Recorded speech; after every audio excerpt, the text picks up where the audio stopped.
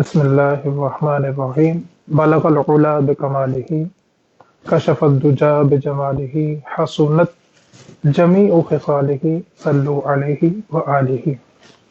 معزز ناظرین و سامعین، السلام علیکم ورحمۃ اللہ وبرکاتہ۔ انوار مدینہ قاسمیہ کے پلیٹ فارم سے آپ کے سامنے حاضر خدمت ہیں۔ آج کی اس مختصر سی نشست میں شب برأت کے حوالے سے چند ایک اہم باتیں جس کا جاننا ہم سب مسلمانوں کے لیے ضروری ہے۔ سب سے پہلے اس چیز کو سمجھتے ہیں کہ شب برات کا مقصد کیا ہے، اور شب برات میں جو ہم لفظ سنتے ہیں کہ نامہ اعمال کی تبدیلی ہوتی ہے، اس کا مطلب کیا ہے، اس سے مراد کیا ہے کہ بندے کے نامہ اعمال کی تبدیلی ہوتی ہے۔ جبکہ ایک طرف ہم یہ حدیث پاک سنتے ہیں کہ نبی کریم صلی اللہ علیہ وآلہ وسلم نے ارشاد فرمایا، جس وقت انسان اپنی ماں کے شکم میں ہوتا ہے، اللہ تعالیٰ ایک فرشتے کو مقرر فرماتا ہے جو اس کے لیے اس کا رزق، اس کی زندگی، اس کا جنتی ہونا یا اس کا جہنمی ہونا اس کے ماں کے رحم میں لکھ دیتا ہے۔ اور دوسری طرف ہم یہ سمجھتے ہیں اور یہ سنتے بھی ہیں کہ آج کی رات جو ہمارے درمیان موجود ہے، اس میں نامہ اعمال کی تبدیلی ہوتی ہے۔ تو مختصر اس بات کو سمجھنے کی ضرورت ہے کہ جو ہم کہتے ہیں کہ شب برات کی رات نامہ اعمال کی تبدیلی ہوتی ہے، اس سے مراد یہ ہے کہ آنے والا جو سال ہوتا ہے، اللہ تعالیٰ تمام انسانوں کے متعلق جتنے بھی کام ہوتے ہیں ان کا رجسٹر، ان کی معلومات فرشتوں کے سپرد کر دیتا ہے۔ جبکہ اللہ رب العزت تو سب کچھ جاننے والا ہے، اللہ رب العزت آنے والا جو سال ہوتا ہے اس کے متعلق فرشتوں کو آگاہی دے دیتا ہے کہ میرا فلاں بندہ آنے والے سال میں زندہ رہے گا یا مر جائے گا، اس کو اتنا رزق دیا جائے گا، اس کو اتنی سانسیں دی جائیں گی، اس کو اولاد دی جائے گی۔ جتنے بھی انسانی معمولات ہیں ان کے متعلق فرشتوں کو جو آگاہی دی جاتی ہے اس کا نام شب برات ہے۔ اب یہاں پر دوسرا سوال پیدا یہ ہوتا ہے کہ ہم تقدیر پر ایمان رکھتے ہیں، تقدیر پر ایمان رکھنا ہمارے ایمان کا حصہ ہے۔ ایک طرف ہم یہ ایمان رکھتے ہیں کہ جو تقدیر میں لکھا ہے وہ ہو جانا ہے، پھر دوسری طرف ہم یہ کہتے ہیں کہ آج کی رات ہم خصوصی طور پہ دعائیں مانگیں۔ اب سوال یہ اٹھتا ہے کہ اگر ہر چیز تقدیر میں لکھی ہوئی ہے، جو تقدیر میں لکھا ہے بس وہی ہو جانا ہے، تو پھر دعا مانگنے کا مقصد کیا ہے؟ حضرت علی المرتضی شیر خدا رضی اللہ تعالی عنہ کے پاس ایک یہودی آیا اور آ کر اس نے یہ سوال کیا کہ تم لوگ کہتے ہو کہ جو تقدیر میں لکھا ہے وہ ہو جانا ہے، تو پھر ہمیں دعا مانگنے کے لیے کیوں کہا جاتا ہے؟ پھر دعا کیوں مانگتے ہو کہ یہ کام ہو یہ نہ ہو، جبکہ جو تقدیر ہے وہ تو ہو جانا ہے؟ اور رزق کے بارے میں بھی یہی بات ہے، جتنا رزق تمہارے نصیب میں ہے وہ تو مل جانا ہے، تو پھر ہم دعا کیوں مانگتے ہیں؟ تو جناب علی المرتضی شیر خدا رضی اللہ تعالی عنہ نے فرمایا، ہو سکتا ہے کہ تیری تقدیر میں یہی لکھا ہو کہ تو مانگے گا تو میں دوں گا، اگر تو مانگنا چھوڑ دے گا تو میں دینا بھی چھوڑ دوں گا۔ ہو سکتا ہے کہ بندے کی تقدیر میں یہی لکھا ہو کہ جب تک بندہ مانگتا رہتا ہے رب اس کو عطا کرتا رہتا ہے۔ ایک یہودی حضرت علی کی بارگاہ میں آیا، اس نے آ کے ایک بڑا عجیب سا سوال کیا نصیب اور تقدیر کے بارے میں، کہ تم لوگوں کا یہ یقین ہے کہ جو تقدیر میں لکھا ہے رزق وہ ہر صورت بندے کو مل جانا ہے، اگر ایک بندے کو چار دیواری میں اس طرح بند کر دیا جائے کہ وہاں سورج کی کرن بھی داخل نہ ہو سکے، اب بتاؤ اگر وہاں اس بندے کے نصیب میں رزق ہے تو اس کو کیسے ملے گا؟ اب وہ بھی جناب علی المرتضی شیر خدا رضی اللہ تعالی عنہ تھے جن کے بارے میں میرے حضور نے فرمایا کہ میں علم کا شہر ہوں اور علی اس کا دروازہ ہے۔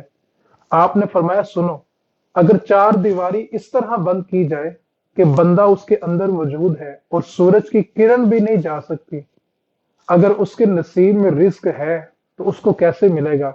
فرمایا سنو، اگر اس بندے کا وہاں پر آخری وقت آ گیا ہے تو بتاؤ وہاں عزرائیل اس کی روح لینے کے لیے جا سکتا ہے کہ نہیں؟ اس نے کہا بالکل، اگر اس بندے کا آخری وقت ہے تو عزرائیل اس کی روح لینے کے لیے جا سکتا ہے۔ تو آپ نے فرمایا سنو، جہاں عزرائیل روح لینے کے لیے جا سکتا ہے نا، وہاں میکائیل رزق لے کے بھی جا سکتا ہے۔ اب ایک طرف ہمارے یہ کنسپٹ پختہ ہوئے کہ جو تقدیر میں لکھا ہے وہ ہو جانا ہے، تو پھر ہم دعا کیوں مانگتے ہیں؟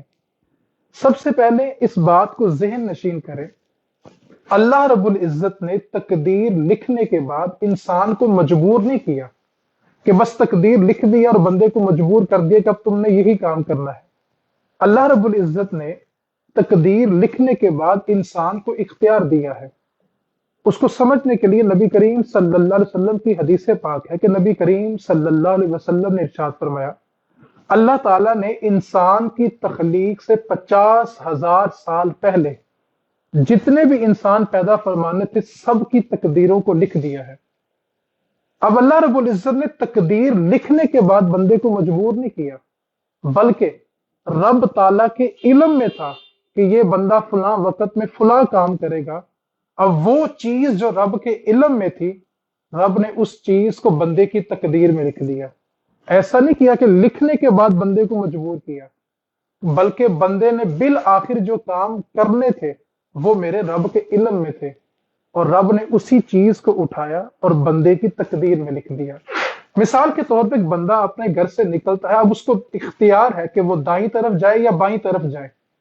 اب وہ دائیں طرف جاتا ہے تو صحیح سلامت اپنی منزل پہ پہنچ جاتا ہے، اور اگر وہ بائیں طرف جاتا ہے تو اگر اس کے نصیب میں، اس کی تقدیر میں چوٹ لکھی ہے، زخم لکھا ہے، تو وہ اس کو لگ جائے گا۔ لیکن نکلتے وقت اللہ رب العزت کی طرف سے اس بندے کو مجبور نہیں کیا گیا کہ تم نے اسی طرف جانا ہے، بلکہ اس بندے کے پاس اختیار تھا کہ وہ دائیں طرف سے جاتا یا بائیں طرف سے جاتا۔ لیکن بالآخر جو بندے نے کام کرنا تھا یا جو اس کے ساتھ ہونا تھا وہ میرے رب کے علم میں تھا۔ اللہ رب العزت نے اس علم کے مطابق بندے کی تقدیر لکھی۔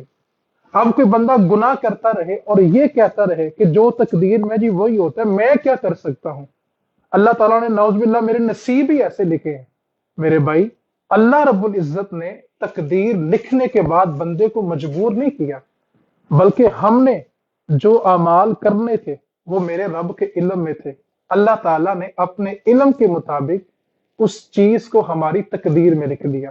تو آج کی رات جو ہمارے درمیان موجود ہے، اب ہر کوئی شخص کہتا ہے جی جو تقدیر میں لکھا وہ تو مل ہی جانا، پھر راتیں جاگنے کا کیا مقصد ہے؟ میرے بھائی، ہو سکتا ہے ہمارے نصیب میں یہی لکھا ہو کہ مانگیں گے تو دے دوں گا، نہیں مانگیں گے تو نہیں دوں گا۔ آج کی رات اپنے رب کی بارگاہ میں رجوع کرنے کی رات ہے۔ آئیں ایک روایت سنیں اور پھر دیکھیں کہ ہمارا رب ہم سے کتنا پیار کرتا ہے۔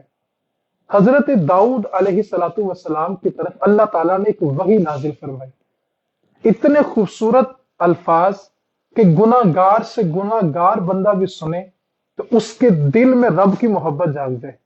اتنے خوبصورت الفاظ جو اللہ رب العزت نے اپنے پیارے نبی داؤد علیہ السلام کی طرف نازل فرمائے۔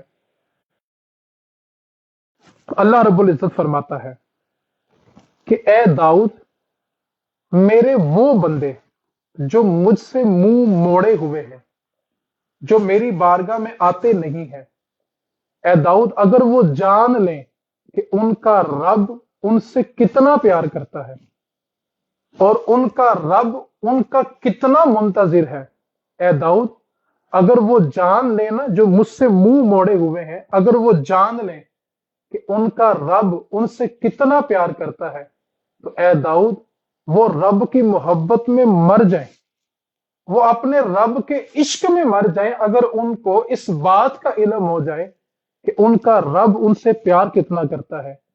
آگے جو الفاظ اللہ رب العزت نے ارشاد فرمایا بڑی توجہ کے ساتھ سننے والے ہیں۔